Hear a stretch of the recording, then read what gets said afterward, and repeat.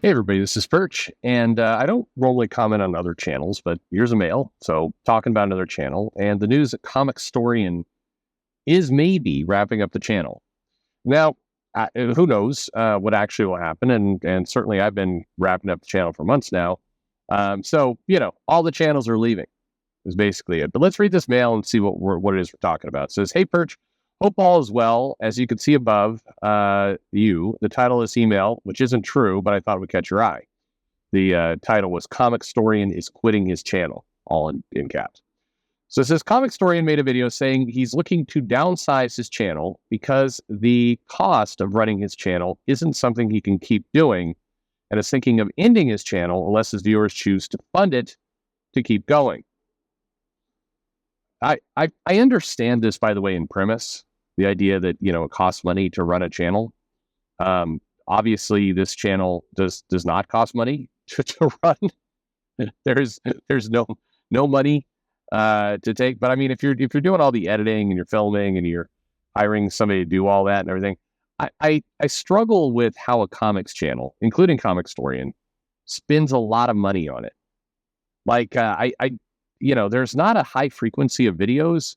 There's edit. I mean, like, look, I'm not discounting that money isn't being spent there, but how much money is being spent there? Like, it cannot be that much. With a million kind of views, and I mean, with all these numbers they're putting up, look, I think the channel's, easily got to be making, like in that 10 grand a month easily kind of zone. So it's, probably much more. I mean, who knows, right? But it's making good money, and I don't know. I don't quite get it. I don't quite get it. I'm able to give about $1,000, sometimes two a month to comic shops and other things from what I make on this channel. They're obviously got a much higher footprint. So I don't know, maybe, but how are the costs that high that it's not? Anyway, we'll keep going here. It's speculation. I just quite see it. Back to the mail. It says, and the most interesting thing he said in the video was when the MCU was doing good, his channel was doing good, and recently they have not been, so his channel is in a bad turn.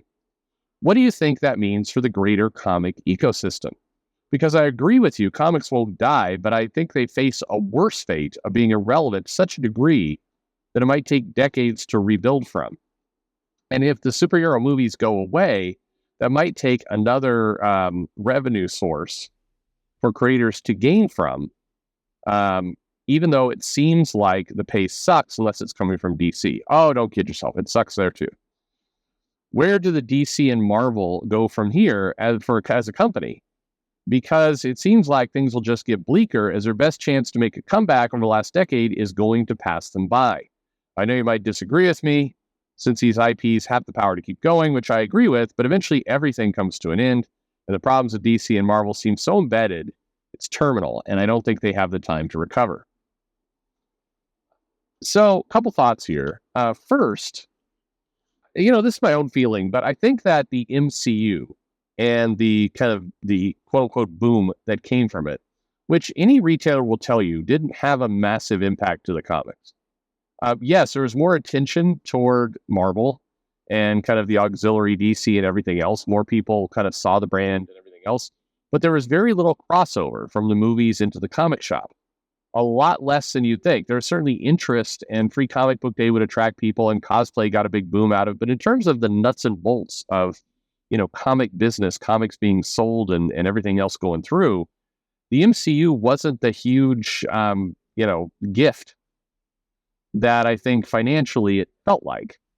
And in many cases, I think it was actually a bit of a, not poison exactly, I wouldn't go that far, but I think it's like eating junk food when you're preparing for a marathon. It gave maybe some short-term sugar boost, but it wasn't healthy.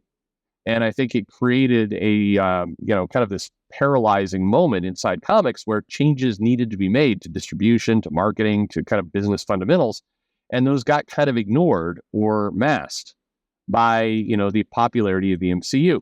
Put it this way, how much marketing and overall kind of brand recognition and kind of core business fundamentals didn't happen with it? that would have normally happened if they weren't relying on the MCU to carry that marketing. Meaning, if you're Marvel, what effort did you put into building up Iron Man as a brand outside of kind of just drafting off of the movie? You had some good writers, you had some storylines, and you had some things you could have done there. But it strikes me that in many cases, Marvel in particular, and DC to a lesser extent, they leveraged the movies as their marketing arm, and they kind of filled in comics behind it without necessarily doing the work to actually help out in the shop. And I'm saying this from a retailer perspective where, big events would come out and the kind of the marketing and the get it sold to the customer side of things was pretty half-hearted. And it was half-hearted because there was just an assumption, well, this person's going to come in for free comic book day dressed as the Avengers. So, do we really need to do much? Because, Marvel's doing it for us. I mean, we can't compete with their marketing anyway. These are all things that we've heard.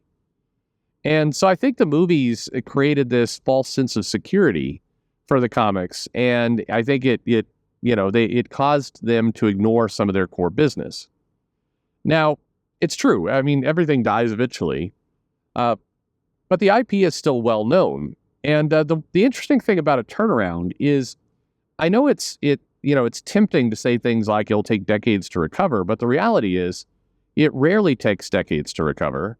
Things, if you have a good idea, if you have a good business plan, if you have a good kind of marketing pitch to it, things can recover really, really rapidly. As in, a year could be a major turnaround. 1 year can fix a lot of ills. Now with comics, you do have to set up a distribution, you have to fix a supply chain, you've got a lot of other aspects to comics that need to repair. And, those things do take time.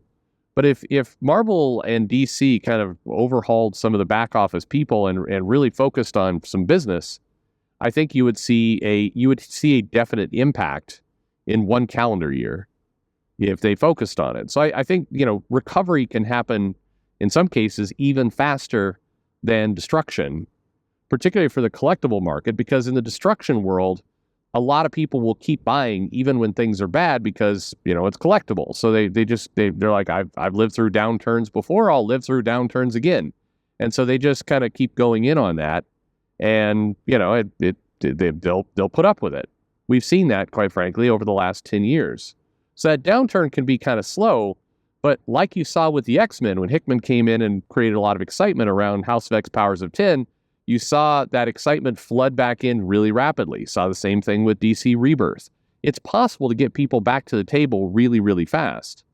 It actually takes longer to lose them than gain them. Again, if you have a good business plan. Now, there's certainly a world where you destroy the brand so much that just nobody comes back. And I do think there has been, a lack of care for some of the business that is going to be tough to, it won't snap back as fast as it once had. Put it this way, DC doing another Rebirth, even if they have the creative talent and the kind of juice behind it, it's going to take longer for that to pay off than it did the first time, simply because, we've been down this road before. Still not impossible. But in terms of, Comicstorian, shutting down the channel or at least needing the money, again, my head I can't quite wrap my head around the costs. And so I don't necessarily see that one. I mean, you could just reduce the frequency of the videos. Now, granted, that's going to reduce the money you make as well, but I don't know. That just seems a little odd to me, but all right. I guess when you're playing in that kind of zone, the million subscriber zone of things, and things can fall pretty fast. And I do think Comicstorian in general, as a channel, lends itself more to the idea of, hey, you like the movies, now check out my channel. I think he played to the MCU audience for sure. So if there's less interest in those movies, it makes sense that he'd be taking a hit. Get that. But overall, yeah, I mean, okay. I think you're going to see a lot of this auxiliary stuff kind of fade a little bit. I think the outrage channels are going to fade a little bit. I mean, the strength of the MCU gave people to react to positively and negatively. And as it drops, so too will some of the easy money that a lot of these guys made. And if you're a schmuck like me who, doesn't put a lot of money into the channels in the first place, no problem weathering this economic storm. Anyway, what do you think? MCU benefit? Not? Let me know in the comments below. Like and subscribe, and thanks for listening.